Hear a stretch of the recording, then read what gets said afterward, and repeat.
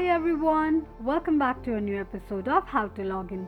Today in this video, I'm going to show you how you can get contact information in Craigslist. Keep watching the video till the end. To get contact information in Craigslist, firstly open your Google search. Type in Craigslist and make a search. The search results will be displayed on the screen. Tap on first link shown on the page. Log into your account if you are not logged in and it will take you to the home page of Craigslist account. Click on any option under for sale section. Here I'm going to click on Car Plus Stock option. Tap on the post of a person whose contact information you are trying to get in Craigslist.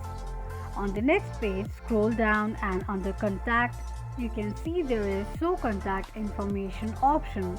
Click on it. Verify you are not a robot by tapping on pictures, then tap on Verify. It will then display the contact information in Craigslist. This is how you can get contact information in Craigslist quickly and easily just in few steps. If you have any thoughts or queries, let us know in the comment section. Don't forget to subscribe to our channel.